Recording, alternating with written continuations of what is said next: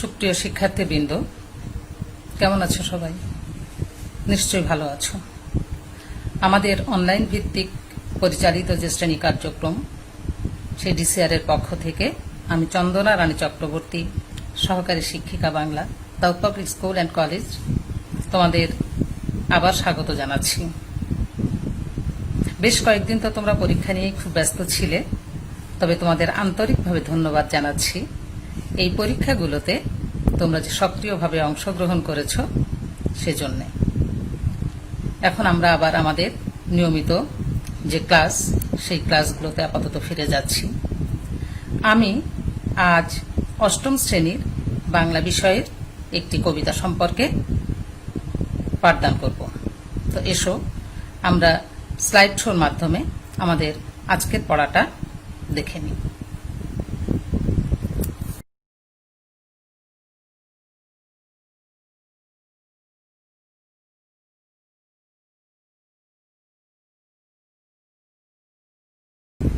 স্বাগত জানাচ্ছি তোমাদের সবাইকে আজকের ক্লাসরুমে।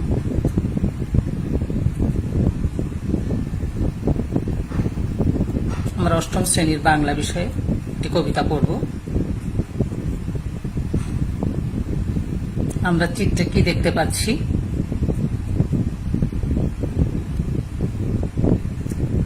আমাদের জন্মভূমির মুক্তিযুদ্ধকালীন ও পরবর্তী সময়ের জাতীয় পতাকা।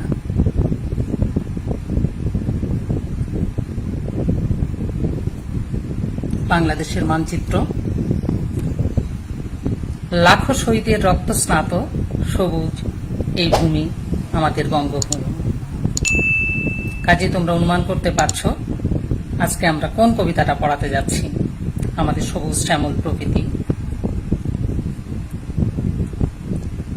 বঙ্গভূমির প্রতি। কবিতাটি লিখেছেন আমাদের যশোরের কবি মাইকেল মধুসূদন দত্ত। এই কবিতাটা পাঠ শেষে তোমরা কি শিখতে পারবে দেখো। কবি মাইকেল মধুসূদন দত্তের সংক্ষিপ্ত পরিচয় উল্লেখ করতে পারবে, নতুন কিছু শব্দ শিখবে এবং সেই শব্দগুলো বাক্যে প্রয়োগ করতে পারবে, কবিতাটি শুদ্ধ উচ্চারণে আবৃত্তি করতে পারবে, কবিতায় মাতৃভূমির প্রতি কবির যে বিনয় ও দায়িত্ব চেতনা প্রকাশ পেয়েছে তা ব্যাখ্যা করতে পারব। এখন আমরা একটু কবি পরিচিতিতে যাই। কবি মাইকেল মধুসূদন দত্তের 1824 খ্রিস্টাব্দের 25শে জানুয়ারি যশোরের সাগরদাড়ি গ্রামে তিনি জন্মগ্রহণ করেছেন। প্রথম মেঘনাদবধ কাব্য তিনি রচনা করেছেন, মহাকাব্য মেঘনাদবধ কাব্য। তাছাড়াও তার আরও কিছু উল্লেখযোগ্য গ্রন্থ আছে। একেই কি বলে সভ্যতা, পুরশালিকের ঘাড়েরও, নাটক আছে শর্মিষ্ঠা, পদ্মাবতী, কৃষ্ণকুমারী, পত্রকাব্য, বীরঙ্গনা ইত্যাদি। অর্থাৎ বহুমুখী প্রতিভার অধিকারী ছিলেন কিন্তু আমাদের এই কবি মাইকেল মধুসূদন দত্ত। তিনি শুধু বাংলা নয়, বাংলা ছাড়াও ইংরেজি, হিব্রু, ফার্সি, জার্মান, ইটালিয়ান, তামিল, তেলেগু ইত্যাদি অনেকগুলো ভাষায় কিন্তু তিনি একই সাথে পারদর্শিতা লাভ করেছিলেন। তার রচনা আছে মহাকাব্য, গীতিকাব্য, সনেট, পত্রকাব্য, নাটক, প্রহসন। শৈশব থেকেই কিন্তু তার মনে যে কবি হওয়ার বাসনা, সেই বাসনা কিন্তু শৈশব থেকেই তার মনের মধ্যে লালিত হয়ে আসছিল। 1873 খ্রিস্টাব্দের 29শে জুন আমাদের এই কবি মৃত্যুবরণ করেন। তবে আমি এই বঙ্গভূমির প্রতি এই কবিতাটা পড়াতে যে আমি কবি পরিচিতির সাথে আরও একটু যোগ করতে চাইছি। সেটুকু হলো যে তিনি তো আসলে খুব জমিদার পরিবারে জন্মগ্রহণ করেছিলেন, একটু উন্নাসিক স্বভাবের ছিলেন তিনি। আর বাংলা ভাষাকে আসলে ছোটবেলায় তিনি কিন্তু মনে প্রাণে গ্রহণ করেননি। পাশ্চাত্য শিক্ষার প্রতি তিনি বেশ আকর্ষণ বোধ করেন এবং সেই জন্যে ইংরেজি ভাষার প্রতি আকৃষ্ট হয়ে তিনি ইংল্যান্ডে চলে যান। সেখানে যে তিনি খ্রিস্ট ধর্ম গ্রহণ করেন। মধুসূদন দত্তের নামের সাথে তখন মাইকেল যোগ হয়। তার বাবা তাকে আইনগতভাবে তাকে তার সমস্ত সম্পত্তি থেকে বঞ্চিত করেন, অর্থাৎ ত্যায্যপুত্র ঘোষণা করেন। যাই হোক, এটা হলো মাইকেল মধুসূদন দত্তের ব্যক্তিগত কিছু পরিচিতি। সেখানে যাওয়ার পরে অবশ্য ওনার ভুল ভেঙেছিল। তিনি বাংলা সাহিত্যকে অবহেলা করে পাশ্চাত্য শিক্ষার মোহে যখন তিনি বিদেশে পাড়ি জমান, সেখানে যাওয়ার পরে তার ভুল ভাঙে এবং শেষ পর্যন্ত তিনি কিন্তু বাংলায় সাহিত্য চর্চায় ব্রতী হন। কবিতাটার সাথে বিষয়টি ওতপ্রোতভাবে জড়িত, তাই আমি এই কথাগুলো কিন্তু তোমাদেরকে বললাম। এবং পরবর্তীতে তিনি সেই বাংলাকে ভালোবেসে মাতৃভূমির প্রতি তার যে গভীর যে টান, সেটা অনুভব করে তিনি এই কবিতাটি কিন্তু লিখেছিলেন। এখানে আমি একটু একক কাজ রেখেছিলাম মাইকেল মধুসূদন দত্তের জীবনী সম্পর্কে 5টি বাক্য। আমরা এরপরে আদর্শ পাঠে যাব। দেখি, আদর্শ পাঠে গেলে আমরা কিছু নতুন শব্দ পাবো। সেই শব্দগুলোর অর্থ যদি আমরা জেনে যাই, তাহলে পরে আমরা কবিতাটা বুঝতে আমাদের সুবিধা হবে। তাছাড়াও কবিতা পড়ার সময় আরো কিছু শব্দ পাবো, সেই শব্দগুলো আমরা তাৎক্ষণিকভাবে আমরা সেগুলো সলভ করে যাব। আমরা মিনতি, বিনীত প্রার্থনা, কোকোনদ, লাল পদ্ম শব্দগুলো আমরা পাবো। নীর, পানি বা জল।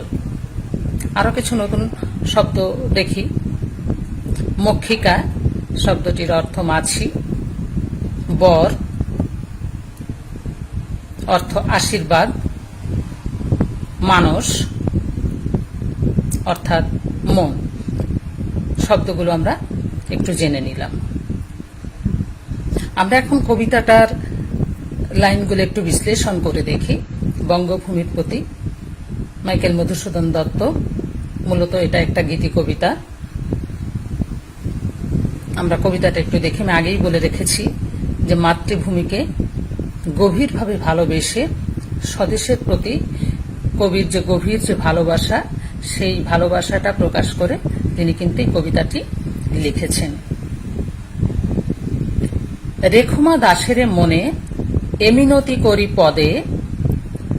দাস অর্থাৎ অধম বা বান্দা। তিনি জন্মভূমিকে মা হিসাবে সম্বোধন করে তিনি বলেছেন যে তুমি এই অধম বান্দাকে মনে রেখো তোমার পদে বা তোমার চরণে, এটাই আমার প্রার্থনা। সাধিতে মনের স্বাদ ঘটে যদি পরমাদ। পরমাদ শব্দটার অর্থ হচ্ছে ভুল। আসলে প্রমাদ শব্দটা থেকে পরমাদটা এসেছে, ভুল, ভ্রান্তি।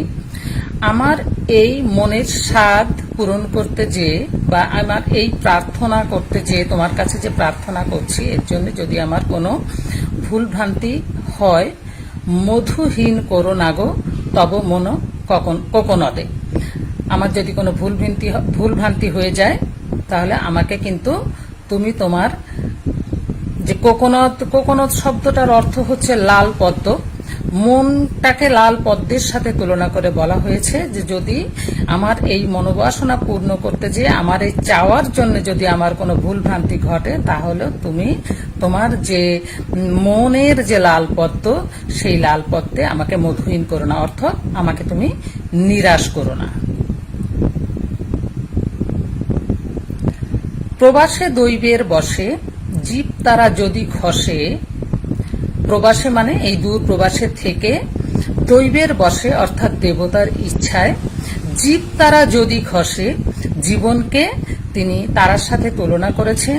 এ দেহ আকাশ হতে, দেহকে তুলনা করেছেন আকাশের সাথে, যে এই দেহ আকাশ থেকে জীব রূপ তারা যদি খসে পড়ে, দেবতার ইচ্ছায় এই দূর প্রবাসে নাহি খেদ তাহে, তাতে আমার কোনো দুঃখ নাই। অর্থাৎ এই দূর প্রবাসে থেকে দৈবাত বা দেবতার ইচ্ছায় যদি আমি মৃত্যুবরণও করি, তাতে আমার কোনো দুঃখ থাকবে না। এখানে একটু এটুকুর উপরে একটা একক কাজ রাখা হয়েছিল শ্রেণীভিত্তিক। মনে করো তুমি মা বাবার সাথে প্রবাসে অবস্থান করছো, বিদেশের ঐশ্বর্য জৌলুস সত্ত্বেও তুমি জন্মভূমি দেশের কথা ভুলতে পারছো না। এরূপ অবস্থায় স্বদেশের প্রতি তোমার অনুভূতি প্রকাশ করে 5টি বাক্য লিখুন। আমরা পরবর্তী লাইনগুলোতে যাই। জন্মিলে মরিতে হবে, অমরকে কোথা কবে, চিরস্থির কবে নীর, হায় রে জীবন নদে। অর্থাৎ কবি ভালোভাবেই জানেন একটা দার্শনিক যে সত্য, সেই সত্যটাই হচ্ছে যে জন্মিলে মরিতে হবে, অমরকে কোথা কবে। পৃথিবীতে কেউ কিন্তু অমর নয়। যে একবার জন্মগ্রহণ করেছে মৃত্যু তার অবধারিত। এটাই সবচাইতে আমাদের জীবনে কিন্তু বড় সত্যি। কারণ যে মানুষ একবার জন্মেছে মৃত্যু তার হবেই, এটা কবি ভালোভাবেই জানেন। এই জন্যে এই দূর প্রবাসে থেকে তিনি যদি মৃত্যুবরণ করেন তাহলে তার মনে কোনো ক্ষোভ থাকবে না, কোনো খেদ থাকবে না, কোনো দুঃখ থাকবে না। কারণ তিনি তো জানেন যে মানুষ অমর নন, মানুষ একদিন মারা যাবেই। চিরস্থির কবে নীর, হায় রে জীবন নদে। আসলে পানি যেমন, নদীর পানি যেমন স্থির থাকে না, সতত প্রবাহমান, ঠিক তেমনি আমাদের এই জীবন রূপ নদে আমাদের জীবনও কিন্তু থেমে থাকবে না। আমরা জন্মগ্রহণ করেছি এবং অবধারিত পৃথিবী থেকে আমাদের একদিন বিদায় নিতেই হবে। কিন্তু যদি রাখো মনে, নাহিমা ডরি সমনে। কবি এখানে তার আর একটা আকুতি প্রকাশ করছেন যে কিন্তু জন্মভূমি রূপ মা যদি কবিকে মনে রাখেন, নাহিমা ডরি সমনে। সমন শব্দটার অর্থ হচ্ছে মৃত্যুর দেবতা। সাধারণত পুরাণে যমরাজকে মৃত্যু সমন হিসাবে আখ্যায়িত করা হয়েছে, মৃত্যুর দেবতা হিসাবে আখ্যায়িত করা হয়েছে। তো কবি বলছেন যে কিন্তু তুমি যদি আমাকে মনে রাখো মা, তাহলে আমি সেই মৃত্যুর দেবতাকেও ভয় পাই না, আমি সমনকেও আমি ভয় পাই না। মক্ষিকাও গলে না গো, পড়িলে অমৃত হ্রদে। মক্ষিকা শব্দটার অর্থ মাছি, অতি তুচ্ছ একটা ক্ষুদ্র একটা প্রাণী, নোংরা আবর্জনায় সে সাধারণত জন্মে। সেই মাছিও যদি অমৃত হ্রদে পড়ে তাহলে সে গলে যায় না, তাহলে কিন্তু সে ঠিকই সেই একই রকম থাকে। অর্থাৎ কবি নিজেকে এখানে কিছুটা মাছির সাথে তুলনা করে নিজেকে একটু তুচ্ছ হিসাবে তিনি জন্মভূমি মায়ের কাছে নিজেকে তুলে ধরেছেন। অমৃত শব্দটা পুরাণে আছে যে দেবতা এবং অসুররা সমুদ্র মন্থন করে সেই সমুদ্রের তলদেশ থেকে এই অমৃতটা লাভ করেছিলেন এবং এই অমৃত পান করে দেবতারা অমরত্ব লাভ করেছেন। তাই কবি এই মাতৃভূমিকে সেই অমৃত হ্রদের সাথে তুলনা করেছেন যে মা যদি মনে রাখে, এই জন্মভূমি যদি কবিকে মনে রাখে, তাহলে কবির মতন একজন তুচ্ছ মক্ষিকাও তিনি ধন্য হয়ে যাবেন। কারণ কবি জানেন, কি জানেন, সেই ধন্য নরকুলে লোকে যারে নাহি ভুলে, মনের মন্দিরে সদা সেবে সর্বজন। কবি জানেন যে নরকুলে মানবকুলে সেই ব্যক্তি ধন্য যে যিনি মারা যাওয়ার পরেও মনের মন্দিরে মানুষ তাকে সবসময় স্মরণ করে। আমরা অনেক প্রথিত যশা অনেক ব্যক্তিত্বের কথা জানি। আমরা রবীন্দ্রনাথ ঠাকুরের কথা জানি, আমরা নেতাজি সুভাষচন্দ্র বসুর কথা জানি, আমরা জাতির জনক বঙ্গবন্ধু শেখ মুজিবুর রহমানকে জানি, আমরা গ্যালিলিওকে জানি, আমরা এরকম অনেক অনেক ব্যক্তিত্বকে জানি যে সমস্ত মানুষ এই পৃথিবী থেকে মারা গিয়েছেন, হারিয়ে গিয়েছেন, কিন্তু তাদের কর্মগুণে তারা মানুষের কাছে স্মরণীয় ও বরণীয় হয়ে আছেন।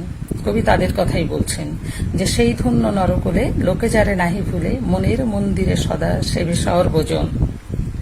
কিন্তু কোন গুণ আছে যাচিব যে তব কাছে, হেন অমরতা আমি কহ গো শ্যামা জন্মদে।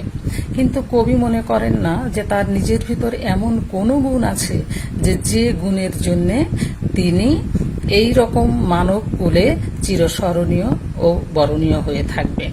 তাই বলছেন যে কিন্তু কোন গুণ আছে যাচিব যে তব কাছে, যে তোমার কাছে যে আমি এইরকম প্রার্থনা করব যে আমাকেও সবাই মনে রাখবে, আমার মধ্যে এমন কোনো গুণ কি আছে যে আমি এরকম অমরত্ব লাভ করতে পারি? কহগো শ্যামা জন্ম দে। এখানে শ্যামা আমাদের সবুজ শ্যামল প্রকৃতিকে বলা হচ্ছে যে হে সবুজ শ্যামল প্রকৃতি মাগো, আমার মধ্যে এমন কি কোনো গুণ আছে যে আমি তোমার কাছে এরকম অমরত্ব আশা করতে পারি। এখানে একটু জোড়ায় কাজ রাখা হয়েছিল বঙ্গভূমির প্রতি কবিতায় প্রবাস জীবনে দেশমাতৃকার প্রতি কবির ভালোবাসার স্বরূপ জোড়ায় আলোচনা করে 4 লাইনে ব্যাখ্যা করো। আমরা পরবর্তীতে যাই। তবে যদি দয়া করো ভুল দোষ গুণ ধরো, অমর করিয়া বর দেহদাসে সুবরদে। তবে তুমি যদি দয়া করো মা, ভুল দোষ গুণ ধরো, আমার সমস্ত ভুল দোষ ত্রুটিগুলোকে গুণ হিসাবে ধরে নাও, অমর করিয়া বর দেহ দাসে সুবরদে। তাহলে আমার ভুল ত্রুটিগুলোকে গুণ হিসাবে ধরে সেগুলোকে মার্জনা করে আমাকে যদি তুমি এরকম অমরত্বের বর দাও, দেহ দাসে মানে দেহ মানে দাও, দাসে মানে আমাকে অধম বান্দাকে সুবরদে। বর সুবরদে শব্দটার অর্থ হচ্ছে সুন্দর বরদানের অধিকারী। তুমি একমাত্র এই সুন্দর বরদানের অধিকারী। তুমি আমার দোষ ত্রুটি এগুলোকে ক্ষমা করে এগুলোকে গুণ হিসাবে ধরে তুমি আমাকে অমরত্বের বর প্রদান করো। ফুটি যেন স্মৃতি জলে মানসেমা যথা ফলে, মধুময় তামরস কি বসন্ত কি শরদে। আমি যেন তোমার স্মৃতি জলে অর্থাৎ তোমার মনে আমি যেন সবসময় মধুময় তামরস, তামরস পদ্মফুল, আমি যেন তোমার স্মৃতি জলে এই রকম মধুময় তামরস মানে পদ্ম ফুলের মতো কি বসন্ত কি শরৎকাল সবসময়ের জন্য যেন এরকম ফুটে থাকতে পারি। অর্থাৎ তুমি যেন সবসময়ের জন্য আমাকে তোমার মনের কোণে একটুখানি ঠাঁই দাও। আসলে দেশমাতৃকার প্রতি কবির যে অনুভূতি যে অনুভব তা হলো মায়ের মতো। তিনি যেন কবি যেন দেশমাতৃকাকে বলতে চেয়েছেন, মা তোমায় আমি খুব ভালোবাসি। আসলে কবি দেশকে মা হিসাবে কল্পনা করেছেন আর নিজেকে ভেবেছেন তার সন্তান। তাই দেশমাতৃকার কাছে তিনি প্রণতি জানাচ্ছেন, পদ্মফুল যেমন পানিতে ফুটে থাকে তিনিও তেমনি দেশমাতৃকার যে মন সেই মনে যেন এই পদ্মফুলের মতোই তিনি ফুটে থাকতে পারেন।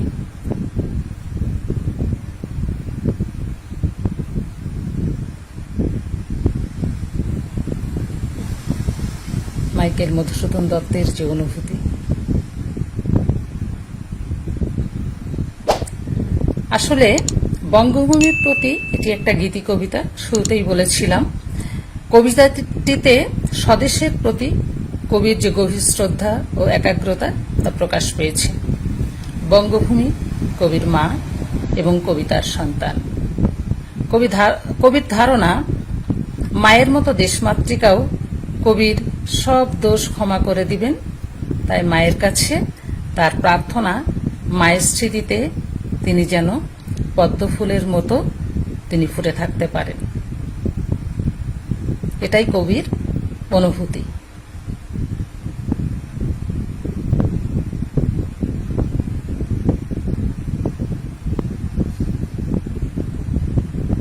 বঙ্গভূমির প্রতি কবির গভীর শ্রদ্ধা ও ভালোবাসা।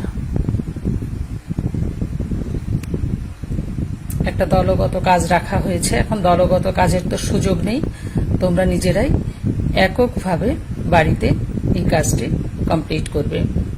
বঙ্গভূমি কবিতা অবলম্বনে স্বদেশের প্রতি তোমার দেশপ্রেম ও কর্তব্য সম্পর্কে আলোচনা করে 5টি বাক্য। এখানে 5টি বাক্য না, তোমরা স্বদেশের প্রতি তোমাদের দেশপ্রেম ও কর্তব্য সম্পর্কে তোমরা তোমাদের মনোভাবটা ফুটিয়ে তুলবে। নমুনা হিসাবে দু একটা প্রশ্ন এখানে দেওয়া হয়েছে। যেমন মাইকেল মধুসূদন দত্তের জন্ম কত খ্রিস্টাব্দে? তোমরা জানো 1824 খ্রিস্টাব্দে। মক্ষিকা শব্দের আভিধানিক অর্থ মাছি। বহুপদী সমাপ্তি সূচক প্রশ্ন রাখা হয়েছে, এখানে একাধিক উত্তর হতে পারে।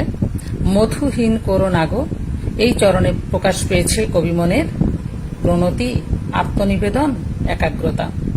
এখানে কিন্তু কবি মনের প্রণতি প্রকাশ পেয়েছে, আত্মনিবেদনও প্রকাশ পেয়েছে, একাগ্রতাও প্রকাশ পেয়েছে। জাস্ট নমুনা হিসাবে প্রশ্ন দেয়া হয়েছে, যে বিভিন্ন ভাবে তো তোমাদের প্রশ্নগুলো আসবে, সেই জন্য। বঙ্গভূমির প্রতি কবিতায় কবি কিসের বর চেয়েছেন? কবি অমরতার বর চেয়েছেন। এভাবেই কিন্তু কবিতাটা খুব ভালোভাবে পড়ে তোমরা বিভিন্নভাবে তোমাদের এই প্রশ্নগুলোর উত্তর সলভ করার জন্য তোমাদের প্রস্তুত থাকতে হবে।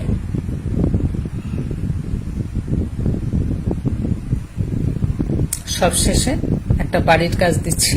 তোমার জন্মভূমি বিষয়ে 10 লাইনের একটি অনুচ্ছেদ লিখবে। তো প্রিয় শিক্ষার্থীরা, আজকে এই পর্যন্তই। কবিতা সম্পর্কে যদি তোমাদের বুঝতে কোনো সমস্যা থাকে বা তোমাদের যদি কোনো জানার কিছু থাকে, কোনো মন্তব্য থাকে, তাহলে অবশ্যই তোমরা কমেন্টে লিখে জানাবে। তোমাদের অনেক অনেক ধন্যবাদ। তোমরা সবাই ভালো থাকো। তোমাদের জন্য শুভকামনা জানিয়ে শেষ করছি।